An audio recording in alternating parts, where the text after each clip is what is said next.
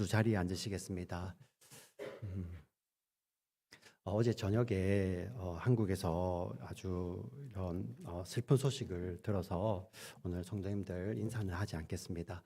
어, 참 마음이 많이 아팠습니다. 물론 우리 기독교인들로서 이 세상을 향한 기도 분별의 책임도 있지만 그에 앞서서 정말 우리에게 필요한 것은 하나님의 은혜와 자비 아닙니까? 우리 하나님의 은혜와 자비를 간구하며 특별히 사랑하는 우리 자녀들, 형제들, 손자, 손녀들, 또 친구들, 지인들 이렇게 어, 세상을 떠났는데요. 그들에게도 정말 그 가족들 하나님의 은혜와 자비가 가득하기를 저희 기도합니다.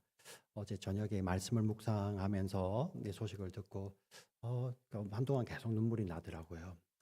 참 우리 세상이 이렇게 깨어진 세상이구나. 사실 우리는 늘 관계 안에서 아니 어떤 일을 통해서 우리는 만족을 얻고 인정을 얻고 또 사람들로부터 뭔가를 채우려고 하는 것 있죠. 우리 본성입니다. 왜 그러냐면 우리 인간은 지어질 때부터 하나님의 형상대로 지음을 받으며 하나님만이 채우실 수 있는 우리 그걸 교제라고 해요. 하나님만이 부어주시는 그러한 게 우리 가운데 있어요. 그게 만족이 되어야 되고 그게 있어야 되는데 우리가 죄로 말미암아 단절됨으로써 우리 인간들은 하나님 대신에 거기에 어떤 것을 채우려고 하죠. 그래서 사실 부부지간에도 어려워지는 것이 우리가 서로 하나님 사랑으로 사랑을 하되 정말 우리가 사랑하는 우리 배우자가 남편이 아내가 하나님처럼 완벽하지 못하잖아요. 그래서 그 하나님께 받아야 될 그 사랑과 관심과 애정을 우리 배우자에게 원하다 보면 정말 배우자가 너무 부족해 보여요. 사실 그 성경적으로 옳지 않습니다. 우리가 부족함을 하나님 앞에 인정하고 하나님 우리의 부족함에도 불구하고 우리 사랑하는 배우자를 채워주시고 저를 채워주셔서 정말 저의 삶을 통하여서 하나님이 나타나며 저의 마음 가운데 영혼 가운데는 하나님의 은혜만 가득하게 해주세요 하는 것이 바로 우리 기독교인의 가정관이고요. 사회도 마찬가지입니다. 깨어 있는 것을 보고 먼저 우리가 이렇게 아주 정확한 분별이 필요하지만 그 분별에 앞서서 가장 먼저 기도해야 될 것은 하나님의 은혜와 자비입니다. 우리 사랑하는 우리 성도님들 한국을 위해서 기도해 주시고요. 한국 교회를 위해서 기도해 주시고 또 이번에 이런 정말 안타까운 사고로 그 젊은 생명들이 10대가 많고 20대가 거의 100명 가까이 돼요. 그리고 30대, 40대 지금 숫자가 얼마나 더 부른지 모르겠지만 아침에 제가 확인했을 때는 153명이 사고로 세상을 떠났습니다. 하나님의 위로하심을 기대하며 우리 믿는 자답게 이 세상 가운데 정말 하나님의 은혜 가득한 하나님 나라가 이 땅 가운데 임할 수 있도록 주 예수여 다스려 주시고 우리를 통해서 다스려 주십시오 하는 그러한 기도가 주님 오실 때까지 우리 성도님들 우리 믿음 안에서 우리 공동체 안에서 늘 함께 하시기를 주의 이름으로 부탁을 드리고 축복합니다. 아멘. 오늘 말씀 제가 짧게 말씀을 나누도록 하겠습니다.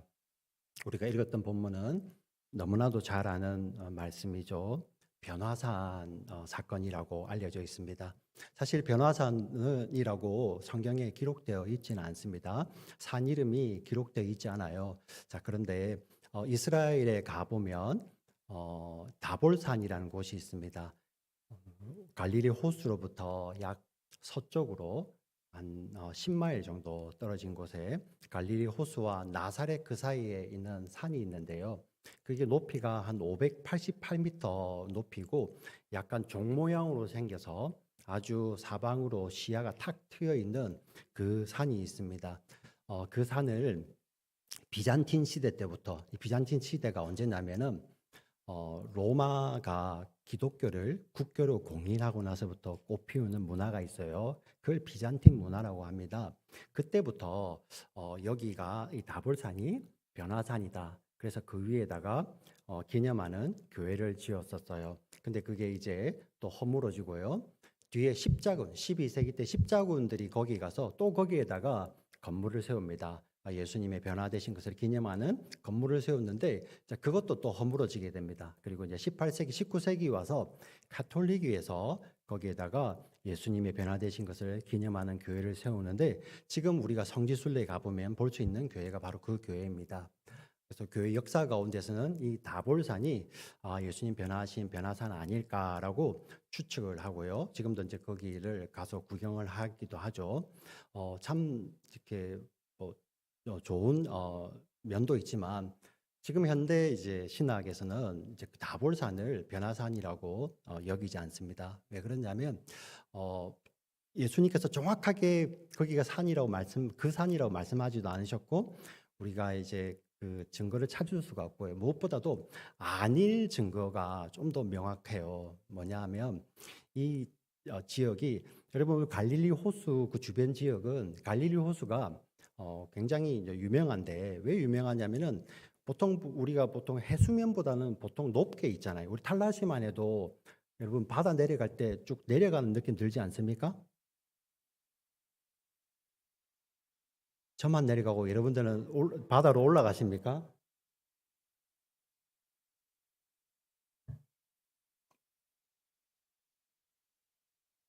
보통 우리가 알고 있는 지형들 보면요. 바다가 있으면 바다보다 높게 있잖아요. 그 세계에서 좀 유명한 나라 네덜란드 같은 경우는 바다보다 낮잖아요. 그죠? 굉장히 독특하죠.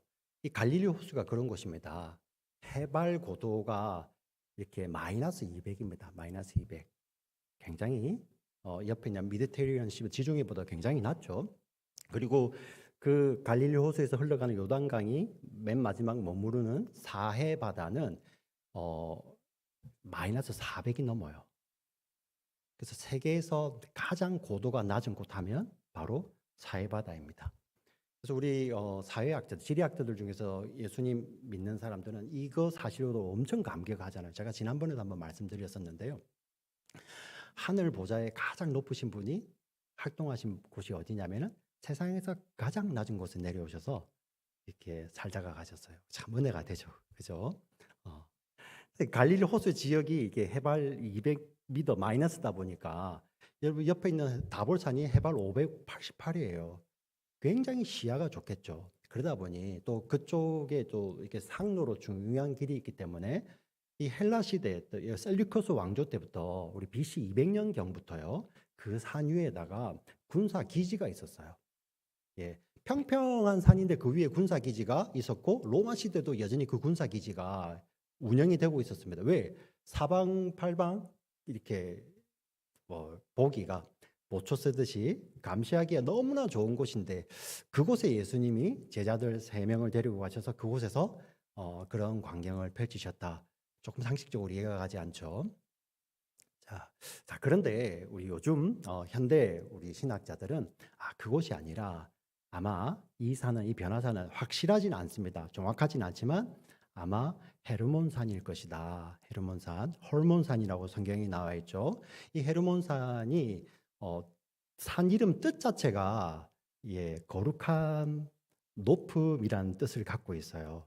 오늘 우리 본문에 보니 높은 산에 가셨다 되어 있는데 그냥 단순히 높은 산이라는 의미도 될 수 있겠지만 산 이름 자체가 높은 산일 수도 있겠죠. 그리고 이 헤르몬산이 위치가 어디냐면은 지금 이 사건이 어디에 물려 있냐면 오늘 9장 1절 2절이 전혀 상반된 내용 같은데 9장에 같이 묶여 있잖아요. 이 마가복음을 이렇게 후대에 나누는 사람이 이 사건은 같은 사건이야 하고 의도적으로 이야기를 이렇게 장을 이렇게 나눴어요. 물론 성경 처음에 그렇게 기록된 건 아닙니다만은 예수님께서 너희는 나를 누구라 하느냐라고 물으신 곳이 어디셨죠? 달라시. 전혀 이제 기억이 안 나죠. 한 3주만 지나면은 이렇게 그래서 우리 목회자는 삽니다. 가이사랴 빌립보. 예. 그 가이사랴 빌립보는 갈릴리 호수로부터 북쪽으로 약 25마일 정도 떨어져 있습니다. 근데 그 가이사랴 빌립보가 어느 지점이냐면은 바로 그 헬몬산의 남쪽 끝단이에요. 지난번에 말씀을 드렸었는데요. 이 헬몬산은 만년설이 덮여 있고 그 기후 때문에 이슬이 참 많이 내리는 산인데 그 물들이요. 그 물들이 산으로 스며들어서 이렇게 분출을 하죠.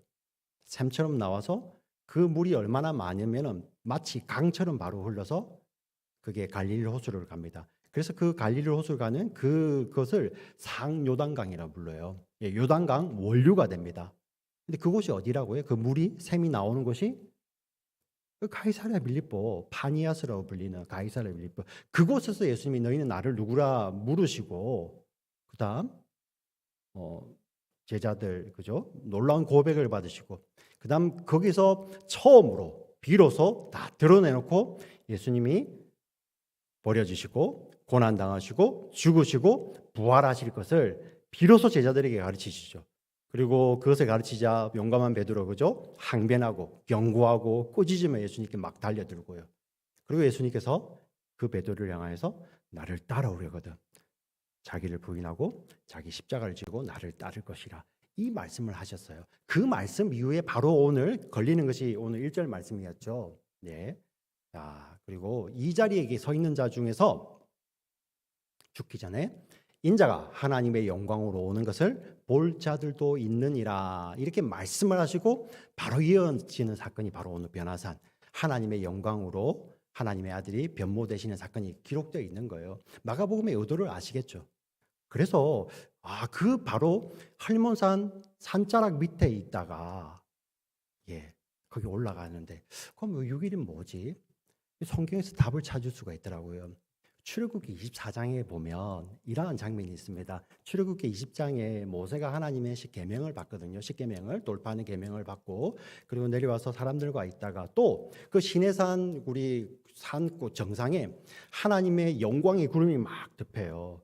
이 구약에서 구름하면은 하나님의 영광을 나타내며 그곳에 하나님이 임재하셨다는 임재의 상징입니다. 그래서 시내산에 구름이 이렇게 탁 덮여 있는데 며칠 동안 덮여 있냐면 6일 동안 덮여 있습니다. 6일 동안 덮여 있고 6일째 구름이 거치면서 하나님이 모세에게 말씀하십니다. 산으로 올라오라 말씀을 하세요. 신기하게 연결이 되죠, 그죠? 산자락 밑에 있던 6일째 될 때 예수님이 거기를 올라가시는 것입니다. 자, 사실 어디였냐가 중요한 게 아니고요. 예수님은 이 땅에 오신 이유가 유대인들에게 예전에 약속했던 그 땅 성경에 출애굽기, 레위기, 민수기, 신명기, 여호수아, 사사기에 기록되어 있던 그 땅을 내가 하나하나 다 찾아서 회복시키셔서 유대인들에게 주시기 위해서 이 땅에 오신 게 아니죠. 예. 만약에 그럴 것이었으면 여러분 예수님은 시내산을 가셔야죠. 근데 그 산을 안 가시고 높은 산을 오르시잖아요. 어떤 의미입니까? 네. 그런 땅에 지형의 의미를 두는 것이 아니라 그런 메시지를 가지고 무엇을 주시기 위해서 진짜를 주시기 위해서요. 예수님은 무엇을 주시기 위해서 새 하늘 새 땅을 주시고 새 예루살렘 우리를 향하여서 하나님 나라를 이 땅에 주시기 위해서 이 땅에 오신 거예요. 그래서 구약의 의미를 가지고 왔지 그 땅, 물리적인 땅을 회복을 위해서 오신 게 아니기 때문에 그 땅이 기록이 안 돼 있는 거예요. 우리는 의미만 보면 되는 거죠. 그리고 그 의미를 가지고 그 산에 예수님과 같이 올라가면 되는 거예요. 여러분 준비되셨습니까? 대답이 좀 서운치 않네요.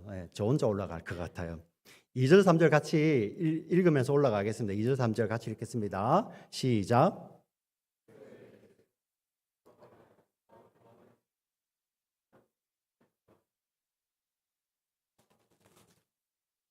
그것이 광채가 나며 세상에서 빨래하는 자가 그렇게 희게 할 수 없을 만큼 매우 희어졌더라. 예수님께서 베드로, 야고보, 요한 앞에서 변형이 되시는데요. 이 마가복음은 옷에 굉장히 강조를 하죠. 마태복음은 동일한 본문을 예수님의 얼굴이 해처럼 빛나고 그 몸에서 빛이 나서 그 옷이 너무 희다는 거예요. 어떻게 보면은 이 예수님의 본체, 영광의 본체가 드러나면서 그 예수님을 가리고 있던 그 옷에서 빛이 막 나오는 거죠. 뿜어져 나오는 거죠. 네. 근데 여기 보시면 마가는 강조하는 것이 세상 사람들이 어떠한 것으로도 어떤 노력으로도 그렇게 희게 할 수 없다는 거예요. 사실 예수님이 정말 깨끗한 옷, 정말 이렇게 멸균 소독된 완벽한 옷을 입고 계셨다, 그런 의미가 아니라, 여러분 로마서 3장에 이런 말씀이 있어요. 모든 사람이 죄를 범하였음에 하나님의 영광에 이르지 못하더니. 이게 성경이 증거하는 사실이죠. 하나님의 영광이 드러나는데 세상의 어떤 노력으로도, 어떤 빨래로도 그 옷을 따라갈 수 없듯이 어떠한 노력으로도 그 하나님의 영광에 이를 수 없는, 그 모습이 그곳에서 그대로 드러나고 있는 것입니다. 사실 이제 이 모습을 보여주시면서 우리에게 어떤 의미를 주실까요? 원래 예수님의 그 영광을 가지고 계셨잖아요.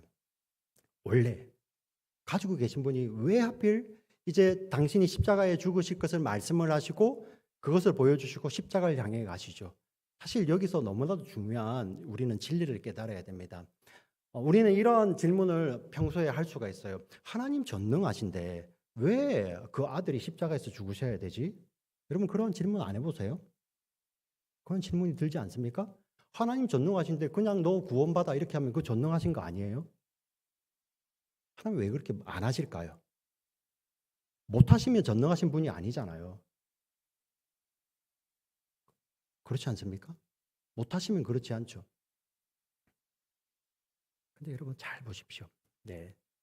예수님께서 보여주셨던 그 영광은 원래 가지고 계셨던 독생자의 영광인가 동시에 십자가 지시고 부활하신 이후에 얻으실 부활의 영광을 먼저 보여주시거든요.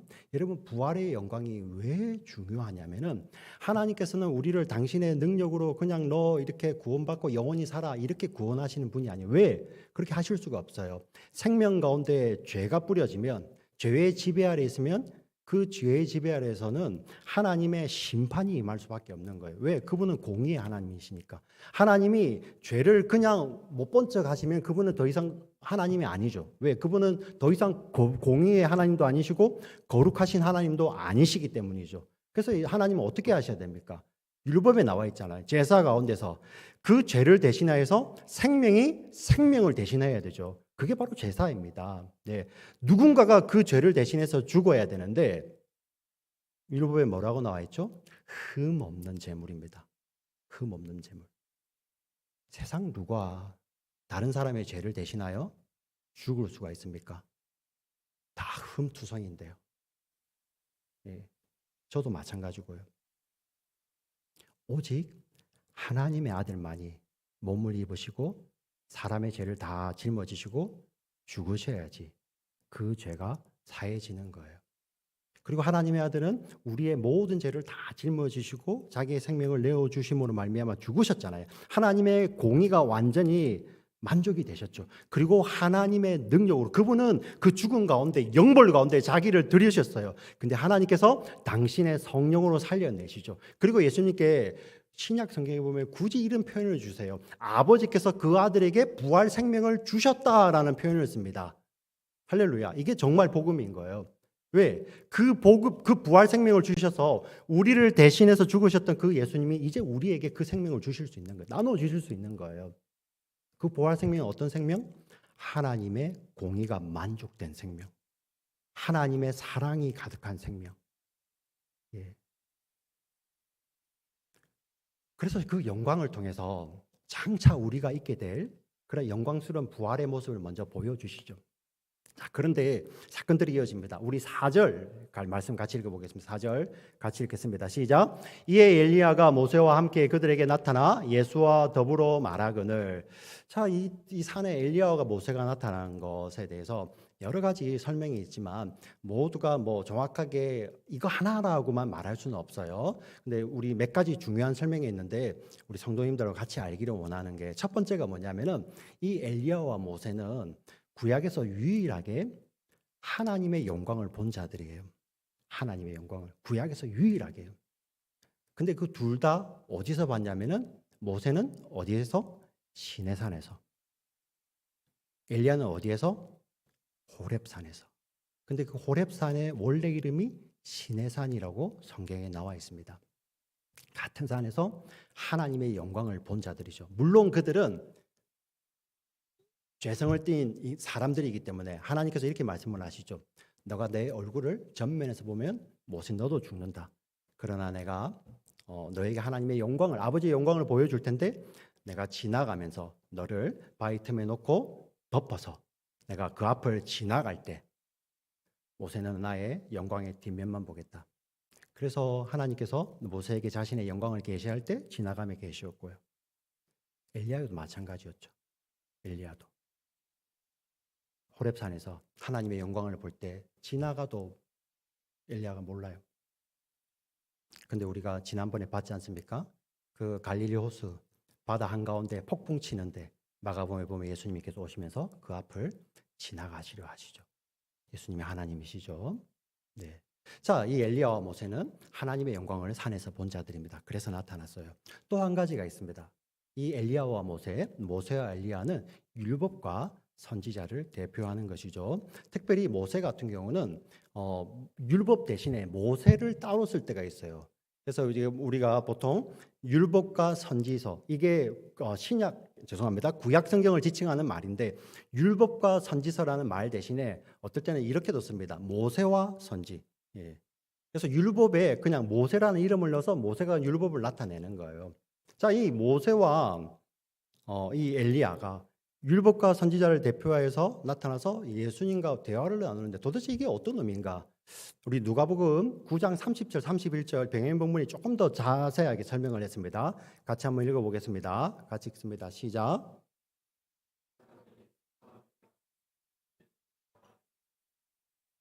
영광 중에 나타나서 장차 예수께서 예루살렘에서 별세하실 것을 말할세. 자, 마가복음에서는 그냥 말을 했다, 대화를 나눴다고만 이야기하지만 여기는 구체적으로 이야기를 하죠. 장차 예수께서 어디에서요? 예루살렘에서 별세할 것을. 이 별세하다는 말은 떠나다는 말이에요. 떠나는 것이 어떤 것인가? 그런데 우리 헬라어 단어를 보니까 엑소더스라고 쓰여 있습니다. 엑소더스. 우리 구약 성경 창세기 출애굽기 영어로 뭐라고 부르죠? 엑소더스라고 부르죠. 그죠? 그리고 19장에 보면 하나님께서 하나님의 백성들을 애굽을 떠나게 하실 때 이 엑소더스라는 말을 쓰고 있어요. 엑소더스가 언제 일어납니까? 6월절에 하나님의 심판이 그딴 것에 임하지 않습니까? 모두가 죽는 거예요. 그런데 누구만 살아납니까? 양이 대신 죽은 자들. 양이 대신 죽은 그 하나님의 백성들만 살아나서 하나님의 구원을 맛보게 되는 거죠. 장차 예수님께서 하나님의 어린 양이 되셔서 예루살렘에서 골고다 언덕에서 하나님의 심판이 나타날 때 그 양이 어린 양이신 예수님이 그 자리에서 죽으시는 거예요. 그리고 그 양의 피가 뿌려진 그 집 안에 있는 그 양의 피, 하나님의 약속을 믿은 자들만이 살아났듯이 바로 그 6월절 그 피를 뿌리셨던 예수 그리스도를 내 집에 내 마음의 구주로 영접하고 그 피를 바르는 자들만이 살아날 것을 이야기하고 있죠. 결국 그 율법과 선지가 바로 이 하나님 사랑을 이야기한다는 것, 이 십자가를 이야기한다는 것입니다. 그래서 예수님이 이런 말씀을 하셨어요. 한 율법사가 이르러서 선생님, 구약에서 어떤 율법이 말씀이 계명이 가장 큽니까? 예수님이 이렇게 말씀을 하십니다. 잠시의 망설임도 없으시고 이렇게 말씀을 하십니다. 너는 마음을 다하고 목숨을 다하고 뜻을 다하여 주 너의 하나님을 사랑하라. 이것이 크고 첫째 되는 계명이요, 둘째는 그와 똑같으니 내 이웃을 내 자신과 같이 사랑하라. 이것이 온 율법과 선지자의 강령이니라. 강령이 어떤 의미냐면은 벽에다가 못을 걸어놓고 못을 박을게요. 못을 박고 그 박힌 못에다가 제가 이 큰 긴 옷, 못은 조그맣지만 큰 긴 옷을 걸어도 그 작은 못에 이 옷이 다 걸려 있지 않습니까? 강령이 그런 의미예요. 모든 말씀이 바로 그 하나님을 이웃 사랑하는 것에 걸려 있다는 것입니다. 그래서 여러분 십자가를 보실 때마다 어떤 생각이 나십니까? 네. 왜 하필 저 모양일까요? 아래 위로 위아래로 이렇게 세로로 쭉 뻗은 것은 바로 하나님과의 사랑이 회복되는 것이죠. 예수님의 죽으심으로 말미암아 우리 좌우로 이렇게 뻗어 있는 이 모습은 어떤 것입니까? 이웃 사랑이 회복되는 거예요. 하나님께서 하나님의 아들을 십자가에 내어 주셨을 때 그곳에서 율법과 선지자가 완성이 되는 것이죠. 하나님 사랑, 이웃 사랑. 하나님은 어떻게 사랑하셨습니까? 하나님께서 주신 그 말씀을 예수님은 생명을 다해 순종하심으로 그것을 이루셨죠. 이웃 사랑은 어떻게 되셨습니까? 우리들 죄를 다 품으시고 사실 그 십자가 밑에서, 그 잔인한 십자가 밑에서 사람들이 만일 당신이 하나님의 아들이면 한번 내려와 보라. 그러면 우리가 믿겠노라 했을 때 보통 사람들 다 내려오잖아요. 그런데 예수님이 그곳에서 매달려 계시잖아요. 왜 그렇습니까? 우리를 사랑하셨기 때문이죠. 우리를. 예. 그 하나님 사랑과 이웃 사랑이 성취되고 완성된 거. 그 하나님의 사랑, 그 이웃 사랑, 우리가 그 예수를 믿음으로 말미암아 우리는 그 사랑 안에 있는 것이죠. 이게 바로 율법과 선지자라는 것입니다. 예수님은 그 일을 위해서 오셨죠. 지금 변화산에서 모세와 엘리야가 바로 그 이야기를 함을 통해서 그 하나님 말씀이 이제 십자가를 통해서 성취되실 것임을 그 영광 중에 먼저 보여주시는 것이죠. 자, 그런데 그 장면을 바라보고 제자들은 어떻는지 한번 다시 볼까요? 우리 5절 6절 같이 읽겠습니다. 5절 6절 같이 읽겠습니다. 마가복음 같이 읽습니다. 시작. 베드로가 예수께 고하되 우리가 여기 있는 것이 좋사오니 우리가 초막 셋을 짓되 하나는 주를 위하여 하나는 모세를 위하여 하나는 엘리야를 위하여 하사이다 하니 이는 그들이 몹시 무서워하므로 그가 무슨 말을 할지 알지 못함이더라. 아멘. 베드로가 좋기는 좋았는데 이게 뭔지는 모르는 거예요. 예, 몹시 무서워서 무슨 말을 알지도 못하고 초막 셋을 지어서 하나는 모세를 위하여 하나는 주를 위하여 하나는 모세를 위하여 하나는 엘리야를 위해서 여기가 너무 좋으니까 내려가지 말자는 거예요. 네. 사실 우리가 이 내용을 보면서 우리 믿는 자들은 사명의 터가 있으니까 내려가야 된다는 주님의 음성을 기억하지만 여기서 우리가 한 번 좀 더 말씀을 깊게 볼 수 있어야 되죠. 제자의 관점에서 볼 수 있어야 되고 예수님의 관점에서도 볼 수 있어야 됩니다. 정말 모세는 이제 여기서 베드로는 자기가 무슨 말 하는지 모르고 그냥 좋은 거예요. 네, 무슨 일이 있는지도 모르고 좋은 거죠. 그래서 그냥 여기 있는 거죠. 근데 거기에 정말 있고 싶으신 분이 베드로였을까요? 누구였을까요? 진짜 베드로보다 그 아버지의 영광에 머물러 계시고 싶은 분이 누가 계셨습니까? 여러분 예수님 아닐까요? 어? 제가 이게 이 사실을 설명할 좋은 예가 없어요. 비슷한 예도 없는데 그나마 조금 설명할 수 있는 거. 우리 이제 미국 이민자로 나와 있으니까 한국을 많이 오고 가잖아요, 그죠? 보통 우리 오고 갈 때 정말 일반 비행기보다도 그래도 국적기 대한항공 타면 좀 편하잖아요. 네. 그게 많이 오고 가다가 우리 형편에 다 이코노미 타다가 저는 이런 이야기를 종종 들었거든요. 어떤 분이 네. 아니면 어떤 목사님들 가운데서 교회 성도님이 계셔서 항공회사에 계셔서 이렇게 한 번 올 때를 그 이코노미를 비즈니스로 업그레이드 해 주신 거예요. 예.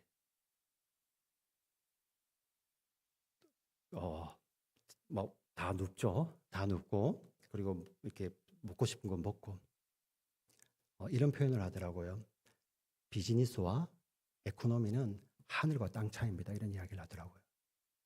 근데 여러분 한번 곰곰이 생각해 보세요. 한 열 몇 시간 되는데 그 짧은 공간에서 다리 조금 더 뻗고 자기 먹고 싶은 거 얼마나 먹을 수 있어요? 그거 조금 먹었다고 하늘과 땅 차이라고 이야기를 합니다. 그리고 비즈니스를 타고 왔다가 돌아갈 때 이코노미 탈 때 너무 힘들대요. 예. 그럼 반대로 항상 여유가 되셔서 1등석만 타시던 분들은 이코노미 타시겠어요? 안 타죠. 왜? 한 번 타보면 절대 안 타죠. 아니까. 아니까. 근데 우리 생각해 보면 그 좁은 공간에 발을 조금 더 편다고 그거 가지고 하늘과 땅 차이를 이야기하는데 예수님은 하늘 영광 버리시고 이 땅에 오시잖아요. 이 베드로는 모르고 여기가 좋사오니 하지만 예수님은 아시고 내려가시잖아요. 어디로 가십니까? 예루살렘으로 가시죠. 그곳에 어떤 일이 벌어지죠? 이 변화산에서 좌우에 모세를 대동하고 그렇게 영광 중에 영광스러운 흰옷을 입고 계셨던 예수님이 같은 산입니다. 골고다 언덕에서는 좌우에 강도들이 같이 십자가에 못 박혀 있고 벌거벗겨지셔서 수치와 조롱을 당하고 있습니다. 변화산 꼭대기에서는 하나님이 음성으로 이는 내 사랑하는 아들이라고 말씀해 주셨는데 그 갈보리 언덕, 골고다 언덕에서는 사람들이 네가 하나님의 아들이면 내려와 보라고 이렇게 조롱하고 있어요. 근데 예수님 뭐 하셨죠? 아시고 가시는 거예요. 너무 은혜가 되지 않습니까? 그래서 우리 이 예수님 우리 그 예수님이 거기서 내려오셨으면, 변화산에서 거기서 머물러 계시고 십자가 위에서 내려오셨으면 우리는 이 자리에 없는 거죠. 그래서 우리 예수님 너무 좋은 겁니다. 그래서 우리 예수님, 그분이 어디로 부르든지 따라갈 수 있는 거죠. 이 예수님을 향하여서 하나님 이렇게 말씀을 하십니다. 7절 말씀을 같이 읽겠습니다. 7절 말씀. 마침 구름이 와서 그들을 덮으며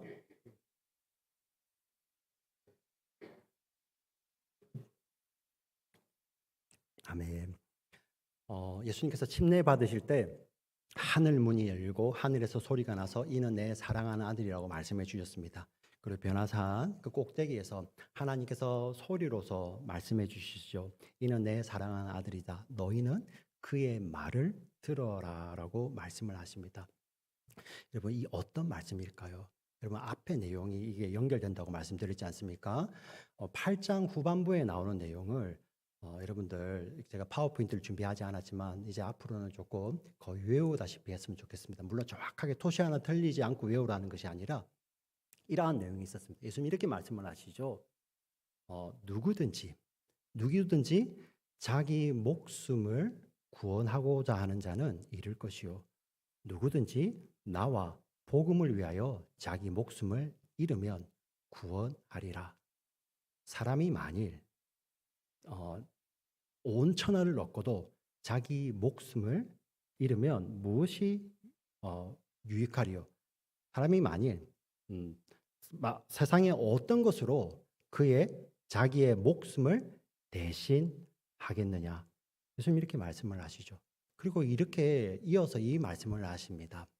이렇게 누구든지 이 음란하고 죄 많은 세상에서 나와 내 말을 부끄러워하면, 누구든지 이 음란하고 죄 많은 세상에서 나와 내 말을 부끄러워하면 장차 인자가 아버지의 영광으로 천사들과 함께 임할 때 나도 그 사람을 부끄러워하리라. 무슨 어떤 말씀을 하셨죠? 나를 따라오려거든 자기를 부인하고 자기 십자가를 지고 나를 따를 것이라. 그 말씀을 하시고 예수님이 이 말씀을 하셨습니다. 그리고 변화산에서 하나님께서 너희는 그의 말을 들어야 한다고 하나님 말씀해 주세요.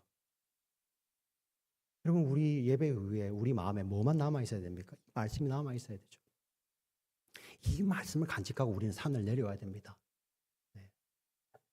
그리고 마지막 말씀 보겠습니다. 우리 8절 말씀, 9장 8절 말씀 마지막 같이 읽겠습니다. 문득 둘러보니 아무도 보이지 아니하고 오직 예수와 자기들 뿐이었더라. 아멘. 이 원어적 의미는 이런 거예요. 문득 제자들이 이제 정신을 차고 둘러보니 거기에는 그들과 함께 아무도 없었다는 거예요.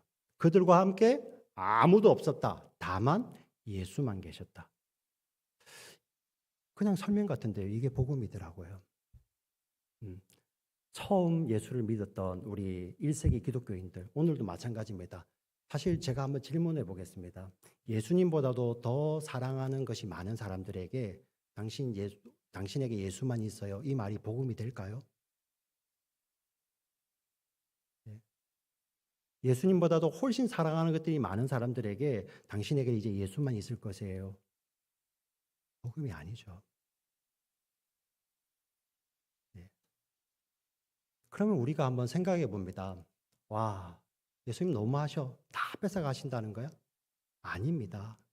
아닙니다. 이거는 정말 영생이 무엇인지를 깨닫는 자만이 누릴 수 있는 축복이에요. 여러분, 어제 끔찍한 사고를 보면서 여기에 아버지 어머니들 계시고 할아버지 할머니들 계시는데요. 자기 자녀를 위해서 생명을 내어놓으라면 그 생명은 안 내놓을 사람이 어디 있어요? 그렇지 않습니까? 우리 아버지들, 우리의 따님들, 우리의 어머님들, 그 자녀가 어린아이라서가 아니라 어린아이든 장성한 자녀들, 심지어 내 자녀가 60이 되고 70이 돼도 우리 아버지 어머니들은 그 자녀들 위해서 자기 생명을 내어놓으시잖아요. 그렇지 않습니까? 네. 우리 어머니들도 마찬가지고요. 근데 우리 무엇을 깨닫습니까? 그렇게 할 수 없다는 것이죠. 우리가 이 세상에서 우리가 깨달을 수 있는 지혜입니다. 근데 중요한 영적 지혜를 말씀을 통해서 말씀해 드리겠습니다. 진짜 중요한 영적 지혜는요. 우리 사람은 우리가 이제 저 한 100년 살 수 있을까요? 우리 서로. 예. 근데 이 생명 내 소중한 사람을 위해서 대신 내어놓으라면 내어놓을 수 있어요. 근데 여러분, 성경의 지혜는 이 이야기를 합니다. 영생이냐 영벌이냐. 내 자녀를 위해서 너의 영생을 주고 영벌을 택하라. 여러분, 그 질문 앞에 여러분 뭐라고 대답하실 수 있습니까?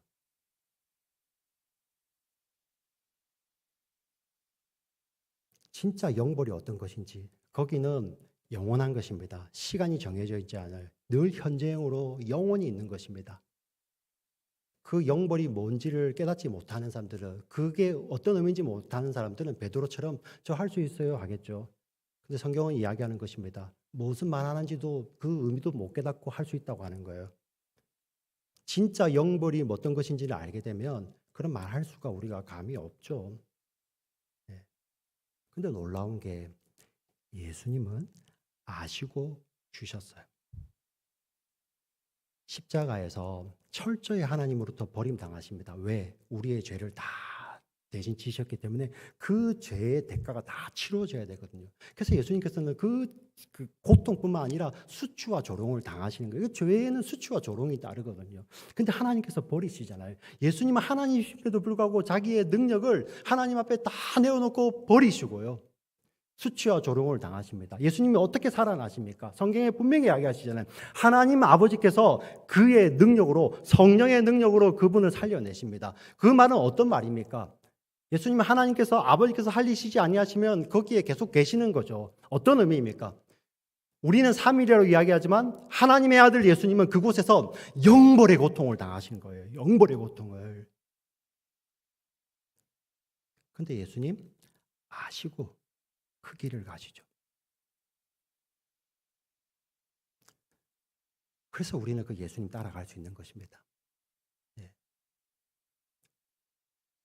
오늘 사는 세상에 교회도 만약에 번영 복음으로 가득해 있다면 예수 십자가는 구원받는 차표이고 그 십자가는 온데간데였고 사는 동안에는 우리가 열심히 잘 믿어서 축복 많이 받자. 그래서 예수 외에 어떤 것을 강조하면 당신에게 예수만 남을 것인데 그 말이 복음이 아닌 거죠. 근데 이 영생과 영벌을 안다면 진짜를 아는 거예요. 우리가 우리 사랑하는 자녀를 위해서 대신 죽어주지 못하고 정말 더 끔찍한 게 무엇입니까? 영생이나 영벌이라는 그 자리에 우리의 자녀들이 그 영벌의 자리에 서 있으면 어떡해요?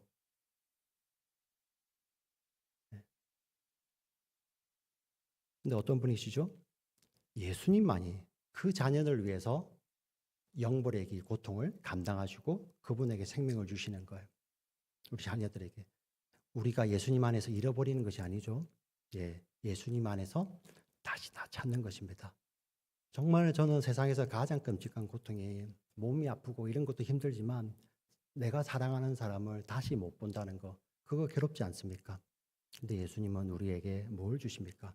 영원한 영생 가운데서 우리가 영원히 병들지 않고 영원히 변하지 않는 그런 이 독생자의 영광으로 함께 영혼을 우리에게 주시는 거예요. 이 예수를 우리가 베나산에서 만났습니다. 그 예수님이 내려오시며 우리에게 말씀을 하십니다. 나를 따르라 라고 말씀을 하십니다. 그 예수님의 말씀을 간직하며 그 예수님과 함께 길을 걸어갈 수 있는 우리 모두가 되시기를 주의 이름으로 축원합니다. 아멘. 살아서 역사하시는 하나님 아버지 감사합니다. 오늘 주님의 말씀, 이 말씀을 우리의 내면 가운데 다 품고 살기를 원합니다.